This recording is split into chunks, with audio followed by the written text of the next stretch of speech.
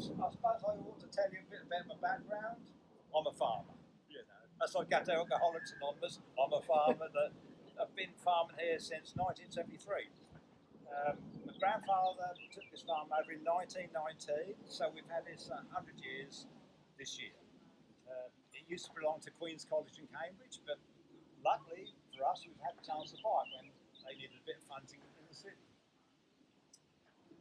In those days, we used to, my grandfather, well, I can still remember, it had cattle, pigs, sheep, chickens. He even kept a few bees, but I've got no records of that. We used to grow wheat, barley, oats, clover, sugar beet, mangel wurzels. In them days, they had to grow, quite a bit of the farm was actually down to oats and grass because that was the fuel for the horses. The horses did all the land work. But nowadays, we just have to buy the fuel. And one tractor does all the work, where in them days, 5 to 7 men did all the work. Now there's only 1.5 of us. Nowadays, we grow wheat, barley, all seed rate. The wheat we grow is millet wheat, which is, I'll tell you the names. The name's always interesting. One of them's called Skyfall, and the other one's Zion. And they're both class 1 millet wheats, which means they'll probably, hopefully, go for bread making. The barley we grow is called Pepino. It's a malted variety. Hopefully it'll go for beer and whiskey. The peas we grow are Marifats, which are a dry pea. They'll go into cannon, ready meals, and all this thing. And the last and the most controversial crop is all seed rape, which we grow as a campus, which is an ordinary variety. It's not hybrid.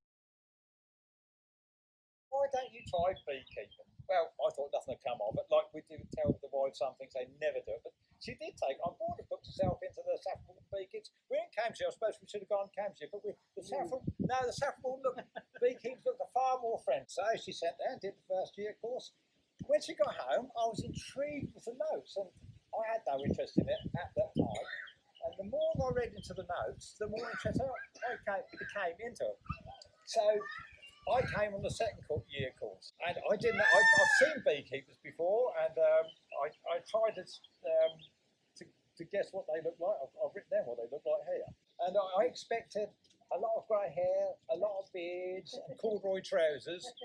And that was on the ladies.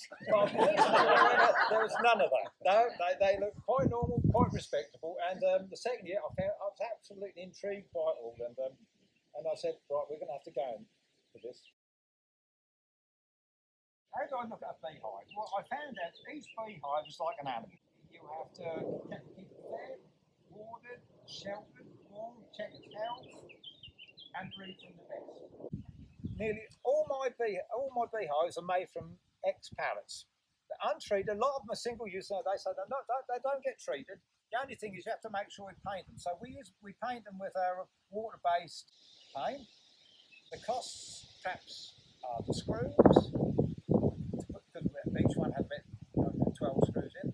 The wire mesh for the varroa, maybe where the queen excluded. So a couple of quid probably at the most. I suppose the queen excluded and the floor probably 6 quid. So probably 7 or 8 quid I can make a complete beehive. The other advantage we had was being on a farm. We've got loads of woodworking tools. We've got circular saws, planers, bandsaws. So to construct it was dead simple. We got things to make the joints. So that was a bonus. We was actually using equipment we already had, so the cost wasn't there. But that made building the hive quite easy. We had routers to put the handles in. I haven't used an aluminium roof. I've got felt which comes off your garden shed because we had loads of it. Apart, I'll just show you what's in it. Obviously the roof is they're just the same as all the beehives you've got. The roof is just the same, as you can see. Rectangle, easy, just butt joints on there. And what we tend to use Gorilla Glue a lot. I think Gorilla Glue is good. I think if it's good enough to stick a gorilla together, it's good enough for bees. So we use 2 sorts, the foamy one in the joints, and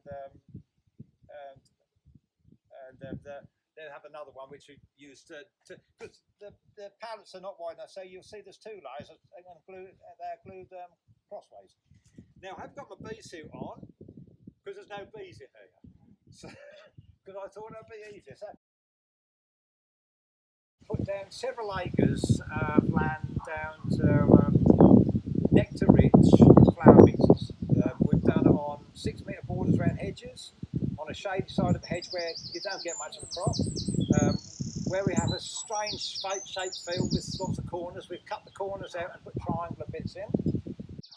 Red and white clovers, trefoil, lucerne, muskmallow, black knapweed. I've got some more I put in extra for celia, and also I do put a bit of borage in there, which I think the bees love anyway. This year it's been a bit of a job to establish. Last year's didn't establish very well, but this year has established really well. And that's where the connection with bees and this farm has come together.